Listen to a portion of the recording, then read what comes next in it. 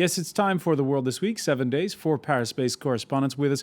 Christopher Dickey of Newsweek and The Daily Beast. How are you, sir? I'm fine. Always a pleasure. Okay, also with us, Claude Guibal of Radio France. Hello. In the studio and not out in the field, which is good news because you're always on the go. Michael Kirtley, filmmaker and reporter who is just back from Estonia, you said. That's right. It's a very secretive trip, but we're working behind the curtain.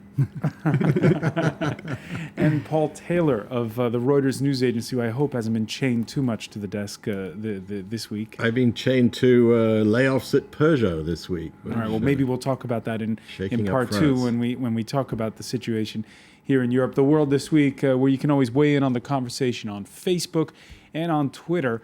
Our account here, at François F24.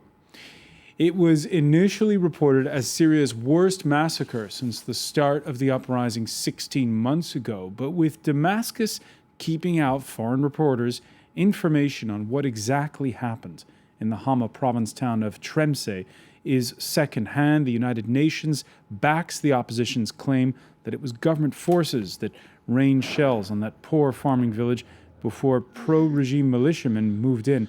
But those activists differ on the death toll, which ranges from 30 to 220. Paul Taylor, you'd think that at some point it would get easier to report on what's going on inside of Syria.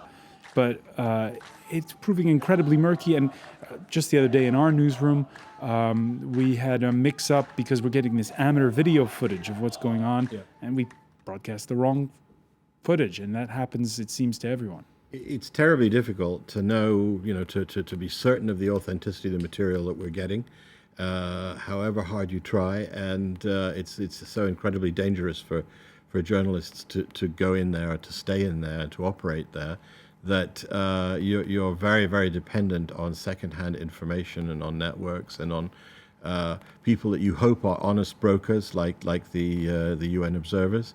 But it's a situation where it's very difficult, and therefore where information can be potentially manipulated. We had there was a story in a big newspaper this morning saying that Syria has been moving its chemical weapons around. That raises all sorts of questions. If confirmed, what are they doing it for? Is it to put it in a safer place? Is it potentially to think about using them in some form against the opposition? Who knows? In Tremse, it is clear, though, that there was a massacre, according to Well, it's clear that a lot of people were killed. But look at Tremse. Look at the video, some of which you were just showing, that came out of Tremse. If you look at the unadulterated video, the longest clips that you can find, what you see is a long line of men who are dead. They're all young men. They've all been killed, as far as you can tell, in different ways, so they weren't all lined up and shot against a wall. So were they fighters, or were they innocents who were just standing around? And if they were fighters, and the Syrian military was using whatever resources it has to fight against them, then what is that? Is that a massacre, or is that combat? And if we don't know how many were killed, whether it was 30 or 220, whose word are we relying on to find out? We don't know. We just don't know. I think that I'm just reinforcing the point that you're making about how much we don't know about these situations. But I can tell you, having covered a fair number of wars, that it is sort of a usual tactic for one side or another to line up dead bodies and call it a massacre, either by taking reporters there or sending out video of it. And it's, in my mind, if people are killed in combat, they may be martyred in the view of their side, but it's not a massacre.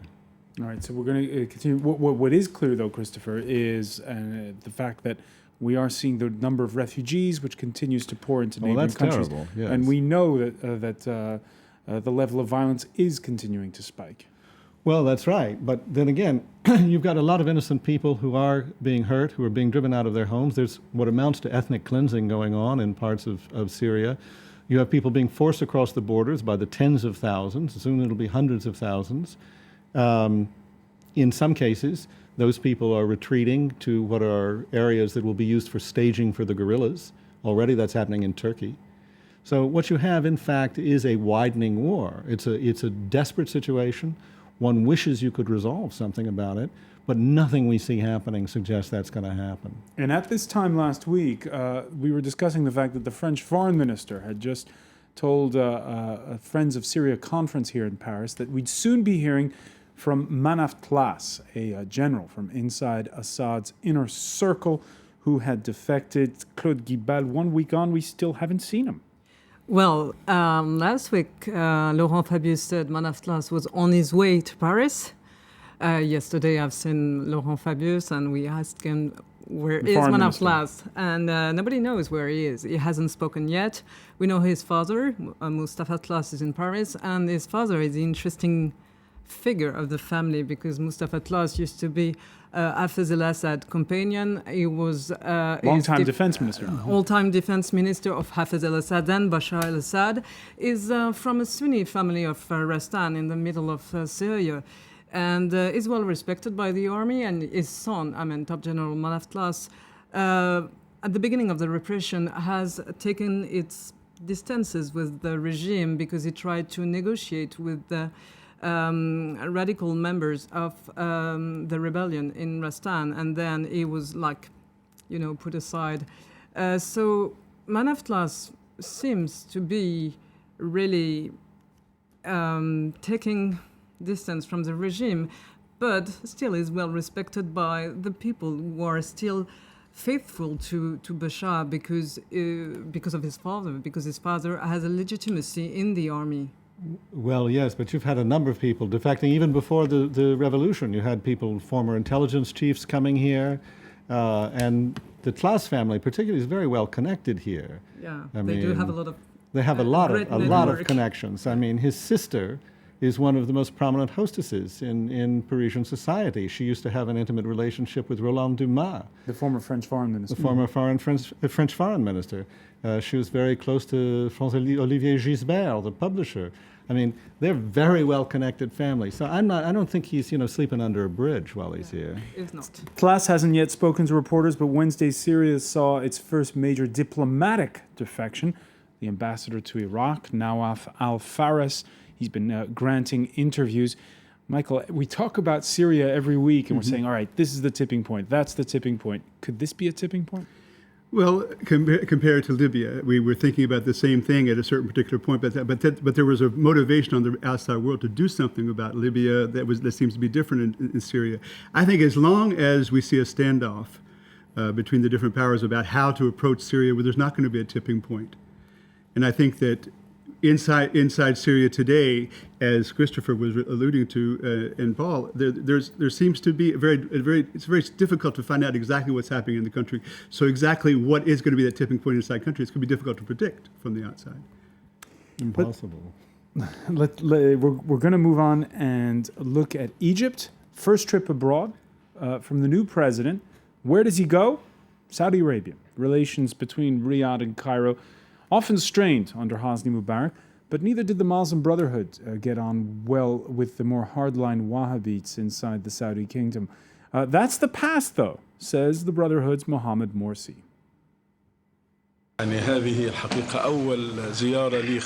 This is, in truth, my first visit outside of Egypt, and I was eager that it be here in Saudi Arabia.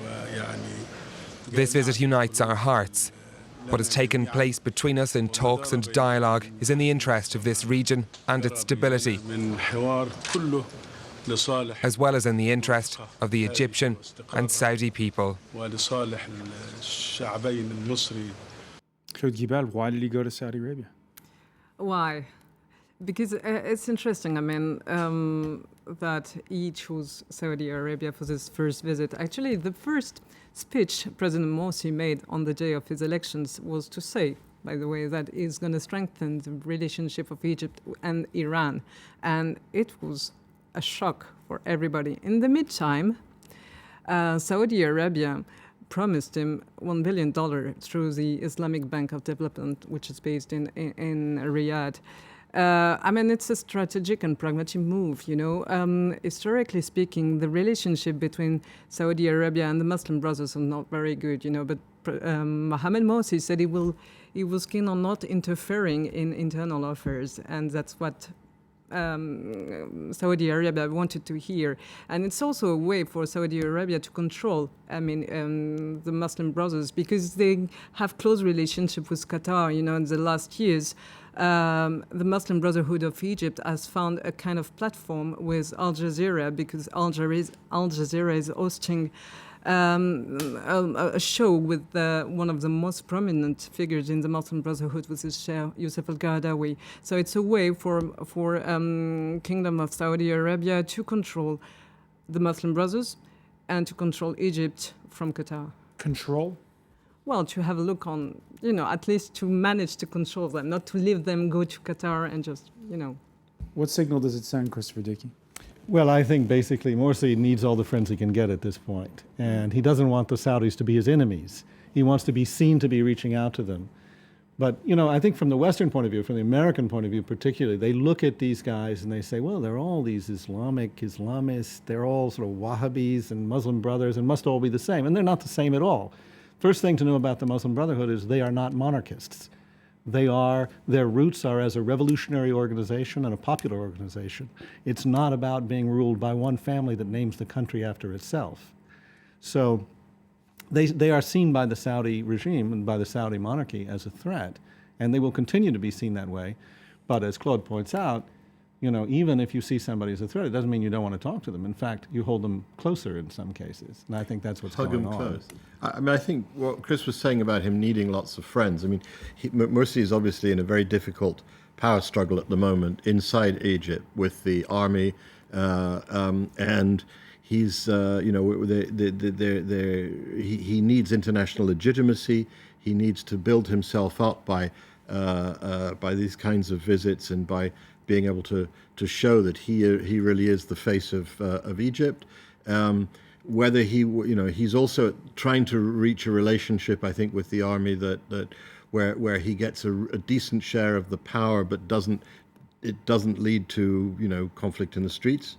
So he's pushing forward as he can to try and achieve some compromise over a parliamentary election by having the parliament meet again, even though it's been outlawed, and by trying to sort of build up this legitimacy, build up his position, and probably also, although I know less about that, within the Muslim Brotherhood, because he probably wasn't their first choice candidate, and he's probably not their most powerful leader. No, I think Paul's put his finger on something. If your position is as tenuous as Morsi's, even your title of president is as tenuous as his, then it's not a bad idea to go and be received by a king, even if you're not a monarch. That red carpet, the symbolism of the red carpet, very important for Morsi right now. It gives him the legitimacy he doesn't have in Egypt, because he hasn't sworn in front of the parliament. The parliament has been dissolved. So Morsi is looking for legitimacy everywhere, and is looking for money, because the economy is the biggest struggle he will have, the biggest fight he will have to live. And there's so many Egyptians who work in the Gulf and who send home money. More than 1 million people, and Egypt. I think you also have to look at the power dynamics in the Middle East. I'll never forget, right after 9/11, there was a high-level diplomat at the Egyptian embassy that told me there are only two countries that count in the Arab world, and that's Egypt and Saudi Arabia. Egypt because of people and the military, and Saudi Arabia because of wealth and being the sort of the crucible of Islam. And I think that what you see also, going to Saudi Arabia is not simply an effort on Morsi's part to establish credibility, nor simply a part on the Saudis to be reassured. But I think that we're also looking at a kind of a potential mating that's going to be taking place over the years, because Morsi needs Saudi Arabia because of the people there. And Saudi Arabia needs the people of Saudi Arabia and the military backing to protect it, against Iran. And Michael Curley, just a question on this. This week, the White House said that Barack Obama will be meeting with Morsi. It'll be on the sidelines of the UN's annual assemblies in the fall, in September. So that meeting taking place in New York. Should that meeting be taking place rather at the Oval Office? The context in New York is, I don't know exactly the context in New York, but I think the invitation of Morsi to the Oval Office would have to be in the context of an official invitation. And I don't know if that's particularly the situation right now. Not 6 weeks before the American elections. I don't think that's going to happen. But Hillary Clinton is traveling to Egypt next week. This weekend, Yeah. But she's not the president. She's not the president, indeed. One final question on this, Claude Guibal. It's been a week of confusion over this issue. Parliament dissolved. Then they met anyway, just for 5 minutes symbolically. Then the High Court said, no, don't do that again. And then Morsi says, all right, we won't, effectively. Well, it's a legal fight. It's really interesting that everything that is taking place in Egypt now is legal fight. And behind that, the fight is for the constitution, to know who's going to write the constitution that will guarantee the army to keep its prerogative in, tomorrow's Egypt. Are we to understand that, because we've been talking so much about the military and the fact that it hasn't gone away and it's still there and it's still making a lot of decisions, the fact that Egypt, for all of the chaos that we've reported on, does have institutions that matter? Well, Egypt thinks it has institutions that matters because everybody talks about constitution, everybody talks about parliament, everybody talks about constitutional court, and the constitutional court says one thing and another, puts rules for the elections that are not valid 6 months after. So who knows? Well, but your point is, I think, right on. What we're seeing in Egypt is politics. We're seeing a whole framework of politics that's built around institutions. There is force, there's people turning out in the streets, there's the threat of military force, there's all of that, but ultimately it's more like a political system that we know, an open political system, than it is like the dictatorship that existed before, or the dictatorships that exist in most of the rest of the Arab world. I think you just have to put a bit of a question mark over the degree of independence, maybe, of the judiciary from the old regime and therefore from the army. We do that in the United States, too. We wonder about the degree of independence of the judiciary. When we come back in the World This Week, we're going to be looking at the situation in eastern Congo and the sometimes frosty relationship, it seems, when it came to hosting France's new president over in the UK. This is the World This Week.